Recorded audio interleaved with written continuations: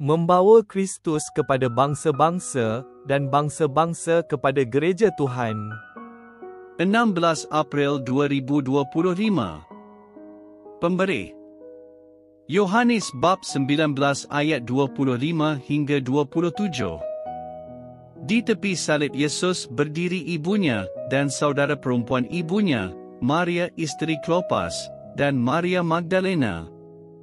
Apabila Yesus melihat ibunya dan muridnya yang dikasihi berdiri di situ, dia pun berkata kepada ibunya, "Lihat, itulah anakmu." Kepada muridnya dia berkata, "Lihatlah ibumu." Sejak itu murid tersebut mengambil ibu Yesus sebagai ibunya dan membawanya tinggal di rumahnya. Ketika ini, Yesus mempunyai sedikit hak sahaja.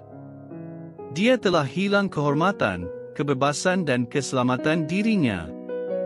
Murid-muridnya telah lari berselerak, bahkan pakaiannya juga telah diambil darinya. Ada satu perkara lagi.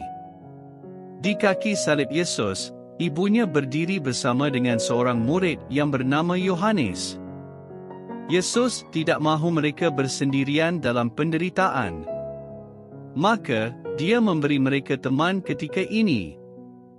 Saya terhibur melihat sikap Yesus yang mengambil berat dan memastikan mereka berdua bersama.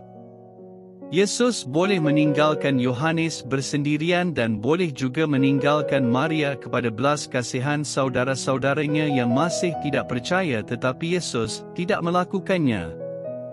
Sebaliknya, dia mencipta perhubungan baru persaudaraan keluarga yang saling mengasihi daripada mereka berdua. Bukankah ini sifat Yesus? Dia tidak hanya memberi kita kehidupan, kegembiraan, keselamatan, pengampunan dan damai sejahtera melalui kematian dan kebangkitannya.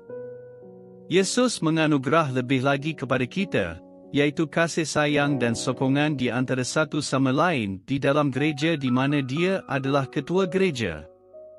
Dia berkata, "Daripada sikapmu yang saling mengasihi itu, semua orang akan tahu bahawa kamu muridku."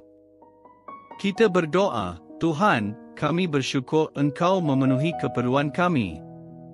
Amin.